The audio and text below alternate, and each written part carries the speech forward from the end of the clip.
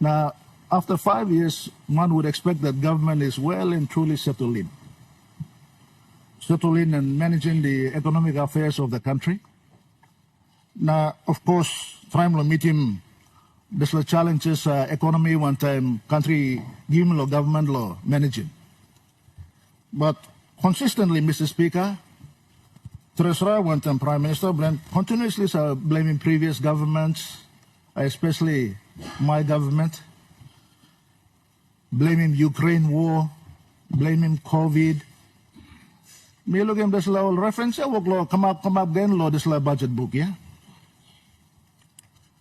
But there's like kind of excuse must stop, Mr. Speaker. Treasurer's inability to manage the economic affairs should not be blamed on others. It should be squarely put on his own shoulders, Mr. Speaker.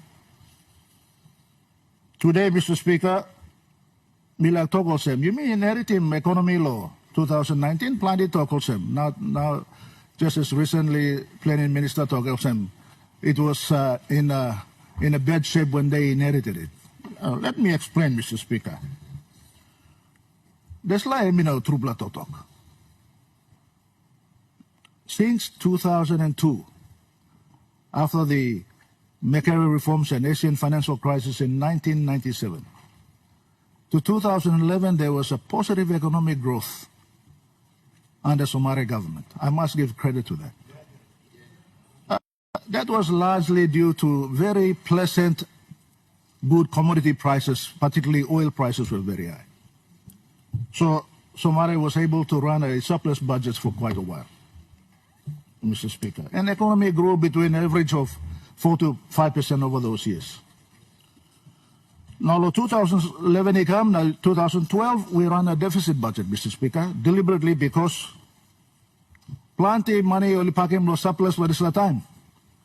Kind program, come up good, na plenty money got missing law between 2000 and 2011. So time you become lo government time, you no got money lo trust accounts, no got the money finish. So we had to run a deficit budget.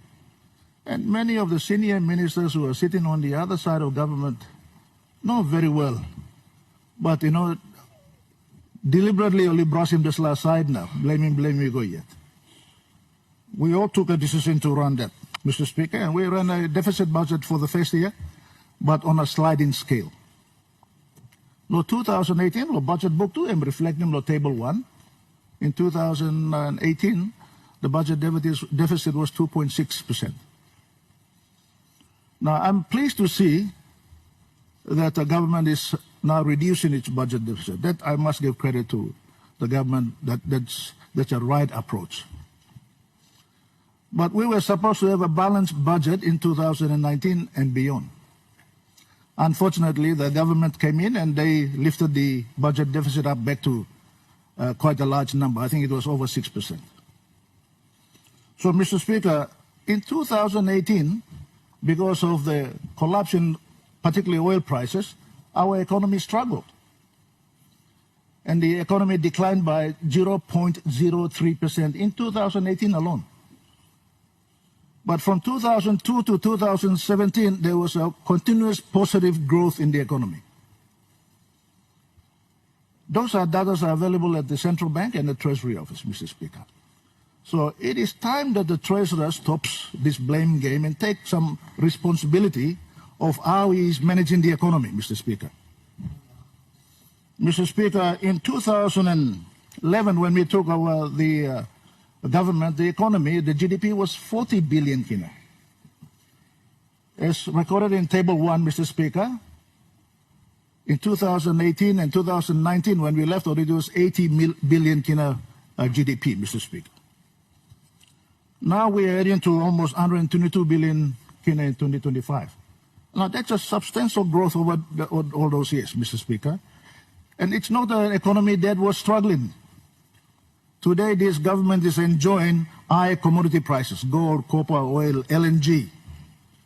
As a result of that windfall, you are enjoying big budgets. Big budgets, but you are mismanaging that, Mr. Speaker.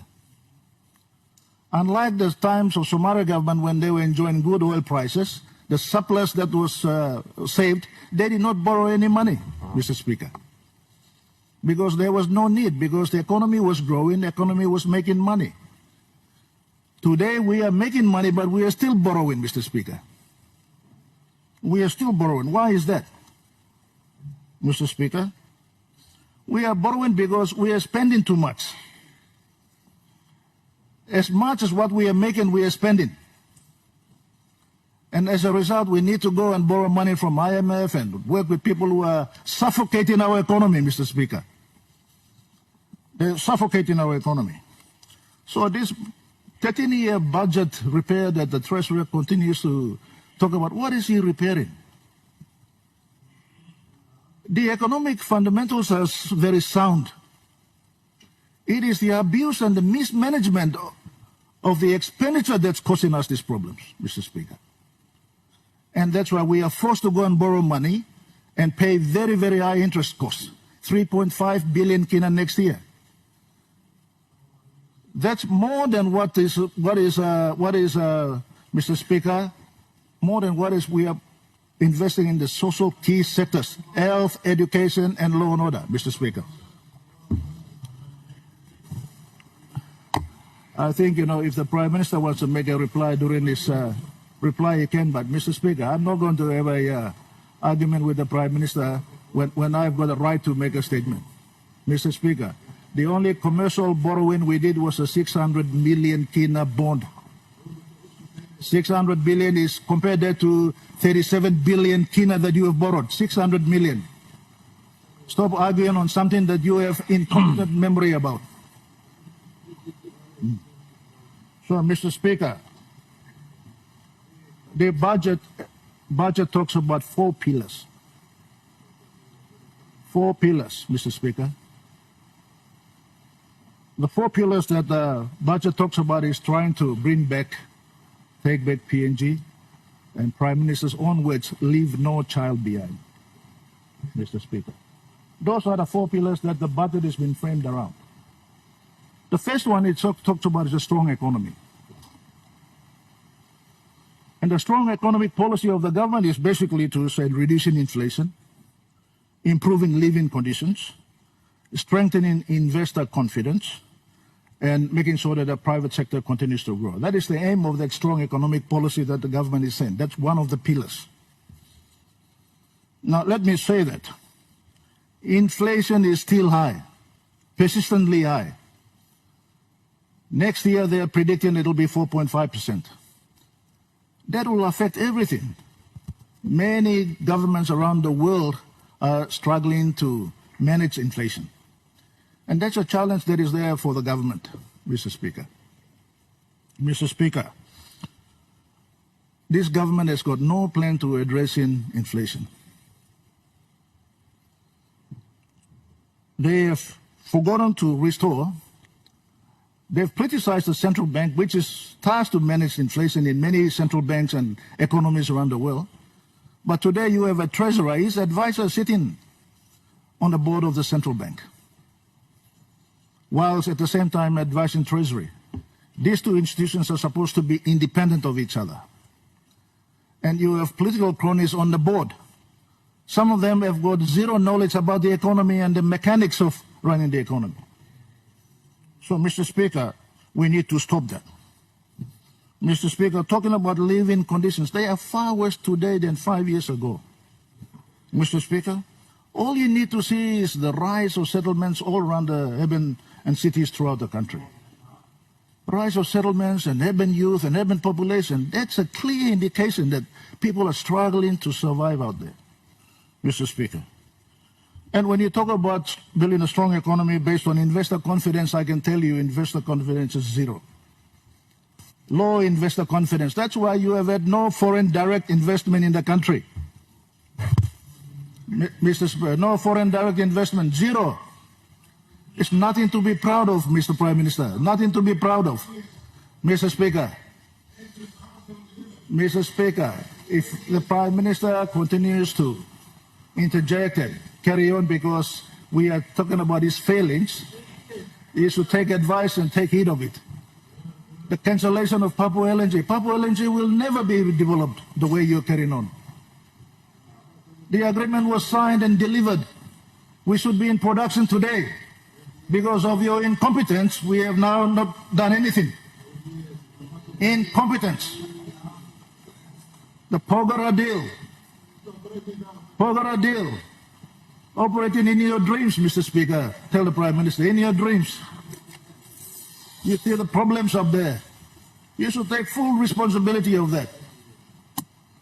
The shutdown of the Pogara mine, an operating mine. Who in his right mind? Such a mine that is so crucial to the survival of the economy of the country, Mr. Speaker. Mr. Speaker, the private sector is not reinvesting. They are making money, but they are not reinvesting in it because they have no confidence in government's ability to honor their words and stability of the policy framework that they are developing. Because government will change in policy yet at win. So, Mr. Speaker, we have a situation where living conditions are down. People are not being paid fair for fair work. The minimum wages board has not set and deliberated since 2016, Mr. Speaker. Online blooming some taking at 50 toya per hour yet. And you and I have the audacity to sit here and say that all is well, Mr. Speaker. I think, we need to take stock and why is it so difficult to have a minimum wages board convene, meet and make a decision? Mr. Speaker, there's a meeting below you, Governor, and we will go yet. So, Mr. Speaker, those side blows from the economy, it is not delivering to the policy frameworks that they are stating they should. Mr. Speaker, the other thing that private sector is concerned about a level playing field. Some tax concessions that have been ended out like some lolly blow piginini.